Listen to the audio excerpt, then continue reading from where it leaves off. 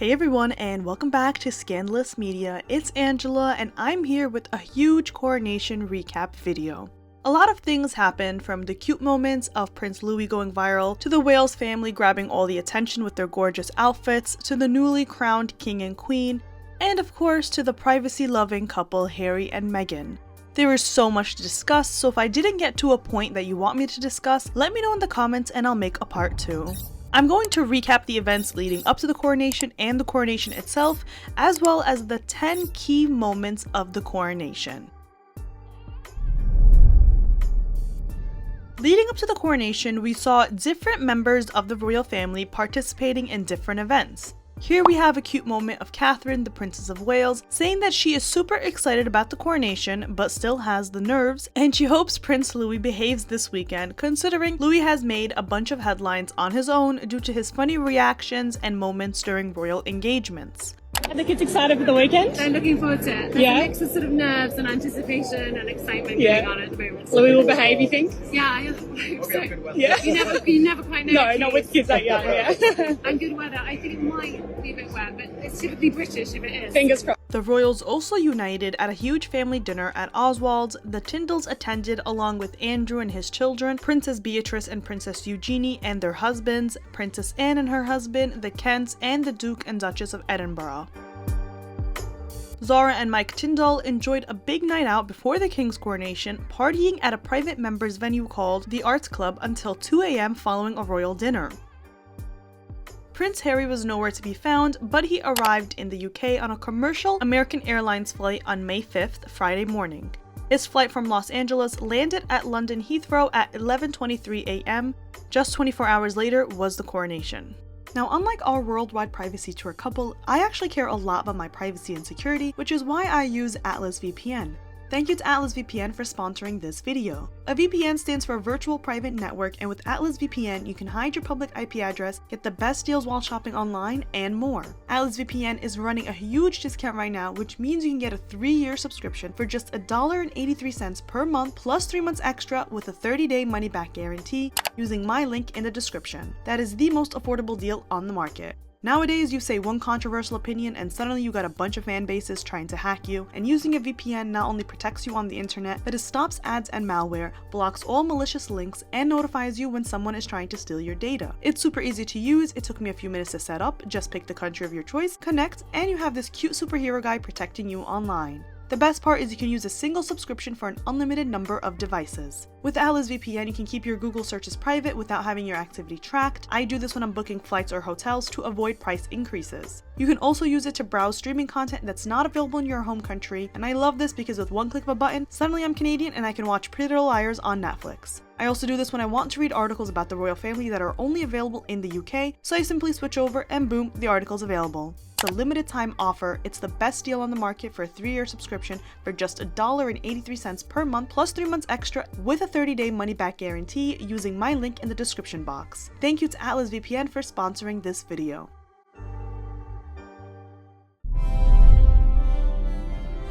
King Charles III was officially crowned after taking his oath. The ceremony marked a formal confirmation of the role as head of state for Charles, who has been monarch from the moment his mother, Queen Elizabeth II, died on September 8, 2022. Charles was crowned with St. Edward's crown. Queen Elizabeth wore the same crown at her 1953 coronation. Camilla was crowned in a shorter and simpler ceremony following Charles's crowning. She was crowned with Queen Mary's crown, marking the first time an existing crown was used for the Queen Consort's coronation. Here is a photo of a then 4-year-old Prince Charles watching the coronation of 1953 from a window of Buckingham Palace. 70 years later, he stands at the palace balcony crowned king alongside his second wife, Queen Camilla. What do you guys think about Charles and him being crowned king? I already know that a lot of people have opinions about Camilla, especially since the coronation made a lot of people reminiscent and nostalgic over the late Princess Diana, whom once upon a time everyone thought would be queen. There were a lot of viral moments on TikTok, Instagram, and Twitter where people remembered Diana and honored her on the day of Charles's coronation.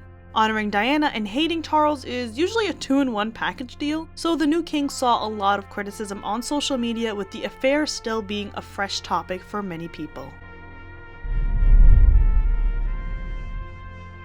The Prince and Princess of Wales couldn't help but be one of the most talked about topics during the coronation. From the united family front to the outfits fit for royalty to the cute moments of the three kids, there's a lot to talk about here. First, let's talk about Catherine and her incredible outfit. Personally, I loved her entire look, and it seemed like everyone else did, considering all the viral moments she grabbed on social media, with many commenting on how they couldn't wait for her to be crowned queen. And she definitely looked the part.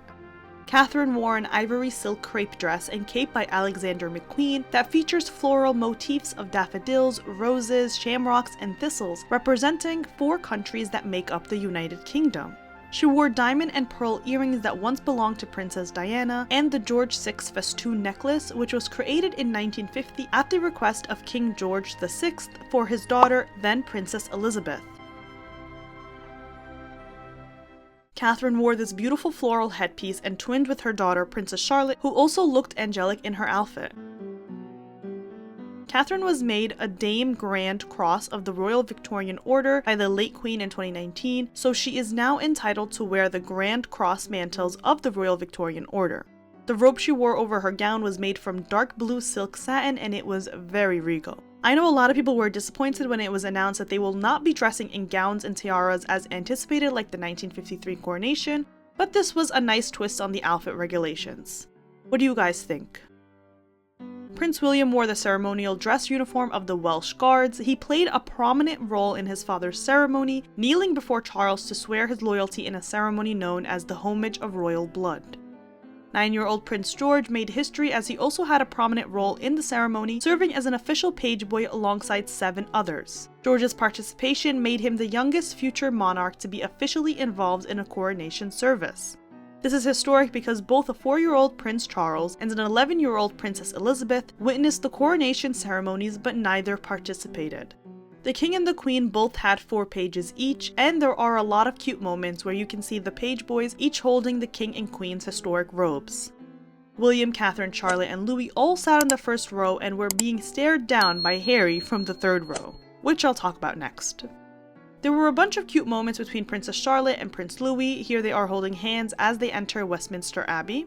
Charlotte has been drawing a bunch of correlations to her grandma, Princess Diana, especially with the resemblance as well as mannerisms of how they look at the camera. Here's also a really cute moment of Louis waving at the crowd. Louis has been going viral a lot on social media, and what I found interesting was how everyone is comparing his funny moments, saying he's just like his Uncle Harry, and to that I say, really? It's very telling if they're comparing a grown man to a 4-year-old boy and how he acts. Speaking of Harry, let's get into it. If there's one thing that the coronation showed, it's that Harry and Meghan truly are insignificant to the royal family. To the point where it was almost sad to see Harry at the coronation. He was basically invisible. That's how irrelevant his role and presence was. He was seen arriving at Westminster Abbey alongside the other non-working royals, including his cousins, Princesses Beatrice and Eugenie, and their husbands. He sat in the 3rd row, behind Princess Anne's feather, which I'll be talking about in the key moments portion of the video, and he was staring down his brother and his kids, and it was either scary or just sad. He can be seen literally arching his neck to get a look at Charlotte, and here he is just staring down William. Aside from it being the consequences of his actions, such as making fun of his brother balding, joking at fatally hurting his father, insinuating that his sister-in-law was initiating problems with Meghan, or even claiming that he feels the need to protect his brother's kids, he wasn't even met with a cold shoulder from the family. To be met with a cold shoulder meant you have to be in contact with the people, and he wasn't at all. This wasn't like him and Meghan's last royal engagement. The coronation was as if he almost wasn't even there. He was just watching from afar, and no matter how many times I cover his antics and rightfully drag him, it's still so sad to see what happened between him and the family he was close to. No matter how many times Meghan tries to convince us that he wasn't close to his family. As for his outfit, Harry, who served in the British Army for a decade, wore a morning suit, not his military uniform. It's reported that Charles requested he wear a suit and Harry didn't object. Harry didn't push for a seat up front, and he didn't push to wear his military uniform, a source told Page 6 about his low-key appearance at the coronation.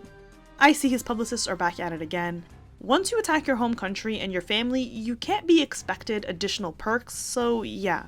I don't think anyone was shocked to see him in a regular suit, which by the way, there seems to be a little brand deal going on with Dior, who tweeted about the outfit saying that it was a tailoring fit for royalty, and Dior is also the same suit he wore for his appearance at the London High Court. It's also reported that Harry stayed in Frogmore Cottage, the home he and Meghan got evicted from, on Friday night when he arrived in the UK.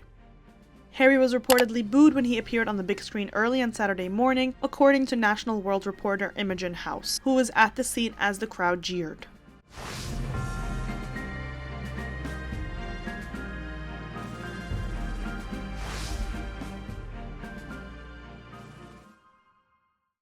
Here's a moment at the coronation where the Archbishop of Canterbury sees Harry, and here's this hilarious tweet saying, "Oh hi Harry, weren't you at the real coronation that took place 3 days ago?" Prince Harry's car was also spotted at Heathrow Airport less than an hour after the end of the coronation ceremony, amid reports that he dashed home for Archie's 4th birthday. He didn't even change his clothes. It's interesting how we rarely see Harry's plane landing in the UK or him departing, but of course he was spotted at the airport right after the coronation, and of course we have timestamps for all of this. All I'm saying is that he wasn't even seen jetting back to the States after his appearance at the London High Court, with many speculating that he's still in the UK for the coronation, but we coincidentally have him photographed at the airport now. One thing you should realize is that celebrities control when and how they're photographed more often than they let on, as we will see with Meghan later on in the video. And as I said in my previous videos, I don't think Archie's birthday has anything to do with Harry running home, especially when you calculate the time difference and you realize that he is missing the birthday regardless. I believe it has more to do with the fact that he's a complete stranger to his family now, especially after selling them out for millions of dollars on Netflix and in Spare. But just as suspected, Omid Scobie, who's basically Meghan's personal PR rep, he said that she did not attend King Charles's coronation because she didn't feel comfortable or welcome enough. And that's something we all knew, and the fact that both her and Harry are pitting it from Archie's birthday standpoint, like, we all know that's not the truth. But despite all of that, there are reports that the king is upset that Harry left so suddenly. According to the Mail, the king raised a glass to toast the 4th birthday of Prince Archie at Buckingham Palace in a moving tribute to the grandson he has barely seen. It is understood that an invitation had been politely extended to Harry to join the family lunch, but he decided to return to California to celebrate Archie's big day. A well-placed source said that while most members of the royal family breathed a sigh of relief that Harry didn't join them, the king seemed genuinely quite disappointed that he didn't stay. Do you guys believe that is true, or do you just think it's a random report? Let me know. Reports say that the king raised a glass to his 3 grandchildren, Prince George, Princess Charlotte, and Prince Louis, who were among the stars of the show and carried out their public appearances beautifully. But he made a point of also toasting to those that weren't there and wished his other grandson a very happy birthday, quote, wherever he was. It was apparently a very sweet moment, the source said. It's very telling that King Charles reportedly said wherever he was, and it kind of sheds light on the fact that there is no contact between the Sussexes and the royal family, and that was a choice that Harry and Meghan made, to take their kids out of the equation as they suffer the consequences of their actions. And to be honest, Charles did look very emotional at the coronation. He seemed very sad overall. Even when he was filmed earlier in the carriage before the ceremony, he looked upset. Many people are saying that he's still grieving his mother and that he's upset with the state of the family, especially with the broken bonds between him and Harry. What do you guys think? I believe that no matter what happened with his family and how everything turned out, it's still very sad to see someone who was once a very beloved member of the royal family, very close to his brother and sister-in-law, often third-wheeling with them, become this much of a stranger that no one wants around. And the common denominator wasn't even present. Instead, she was out hiking and posing for staged paparazzi photos. It's interesting how her kids are always locked up inside, never seeing the sunlight unless it's for a photo op, and now there are reports of Meghan baking Archie a lemon cake with lemons from their garden. That's what you get a 4-year-old for their birthday? A lemon cake? Let me know if you guys want a video on that because I can get really detailed, but other than that, congrats to whoever voted that one of the PR shenanigans Meghan will pull is a pap stroll because you are correct. Meghan often controls when she's photographed, which is very telling considering these backward photographers were able to photograph her up close during a hike. Who even finds paparazzi during a hike? Especially one that's right next to her home, as the US magazines are reporting. Many people commented on the jewels she wore out to the hike alongside the fashionable neck scarf, and she can wear whatever she likes, but yeah, it is a little odd to be hiking in diamonds, but anything for a photo op, huh? And I don't find it to be a coincidence for her to be photographed hiking the morning after the coronation. We all knew she was going to show her face somehow. She knows that people are wondering what she's up to during the coronation weekend, and this is the perfect way to stay talked about. Even though she had a source tell the media that she stayed home to celebrate Archie's birthday because she felt it would be inauthentic to do anything else, adding she wanted to minimize the drama. Sure, the drama itself wanting to minimize the drama.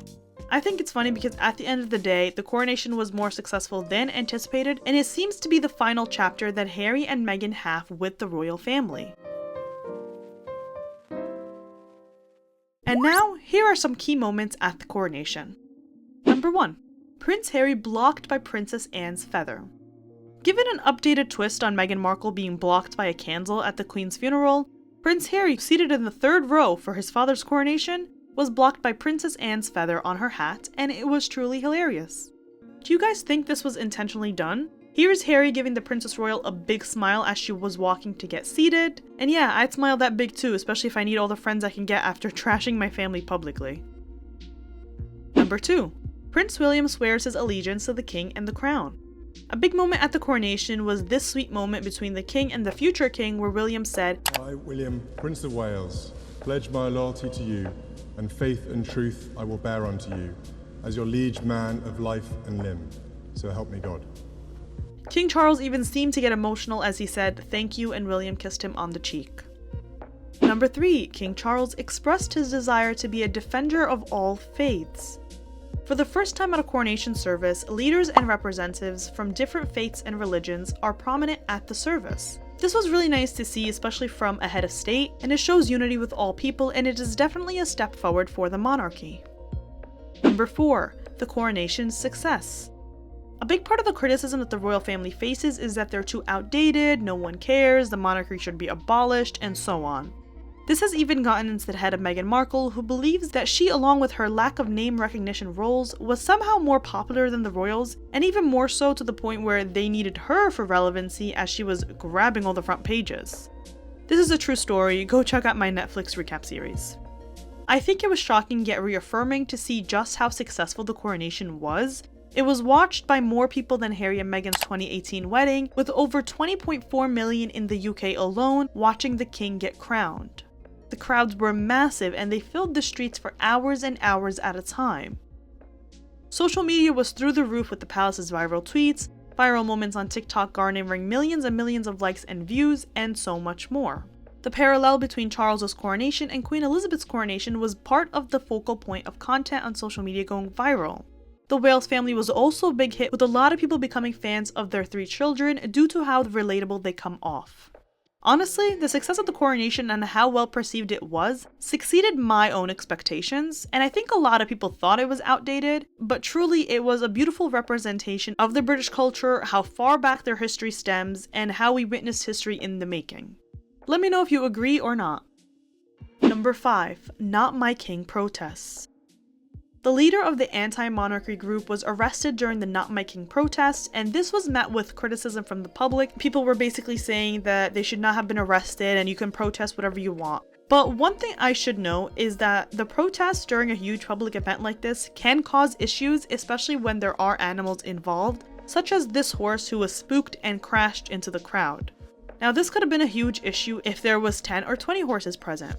I'm all for protesting whatever you want, but I definitely think there's a risk, especially if the protest may turn violent and there are young children and older people in the crowd. Most people are there to witness the ceremony to begin with. What do you guys think? Number 6. Harry's weird faces. Harry was photographed making the weirdest faces that show him either disgusted or maybe he's just joking around, I don't know. But it's telling when you have one side of the family looking all regal in their royal robes, and then the other side doing this. Number 7. Harry stares down the Wales family. I know I already mentioned this earlier in my video, but the way Harry stared down William, and even this moment where he seemed to be stretching his neck to look at Charlotte, was just sad and weird. Number 8. The Grim Reaper or not. Many people made jokes saying that Meghan attended the coronation dressed as the Grim Reaper, while others alluded to more satanic conspiracies, let's just say. Nonetheless, the Grim Reaper, apparently at the coronation, went viral on social media.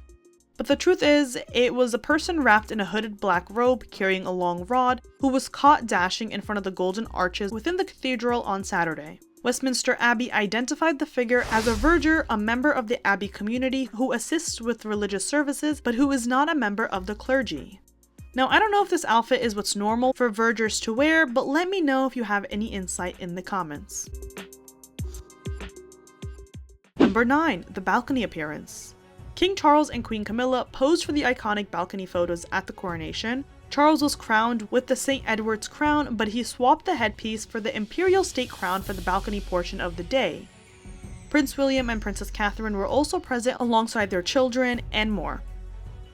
Prince Harry and Prince Andrew were notably missing, as the balcony is reserved for working members of the royal family only. By the time these photos were taken, Harry had already dashed back to the airport. Number 10. Official portraits. There were 4 official portraits. Here is King Charles and Queen Camilla in the throne room. Here is the king with the imperial state crown, sovereign's orb, and sovereign's scepter with the cross. Here is the queen with Queen Mary's crown in the green drawing room. And finally, here is the official portrait of the members of the royal family at the coronation. These are the photos that will go down in history. And the royal family portrait definitely shows Charles's vision of a slimmed down monarchy. The only issue here is most of the working royals are over 70, and this kind of just leaves William, Catherine, Edward, Sophie, and their respective children until they get older. And lack of working royals, or especially new faces that are able to integrate with modern society, may cause a popularity issue for the royals in the future. Or maybe the Prince and Princess of Wales have enough popularity to last until their 3 kids get older. What do you guys think? Well, that's all for my coronation recap. Let me know if you enjoy my recap videos and if you like this one. What did you think about the coronation, and is there anything else you want me to discuss in part 2? I know there were a lot of different events during the weekend, especially with the coronation concert and different celebrities attending, as well as the shoe drama between Meghan, Catherine, and Rose Hanbury, so there is a lot of ground to cover. I'd love to make a part 2 if you guys want. I hope you guys enjoyed this video. Shout out to our live fam if you're watching during the premiere. Make sure to turn on the bell notification so you don't miss the live premiere we do for every single video. Follow us on our social media, and like and subscribe for more videos each week. And as always, I'll see you next time.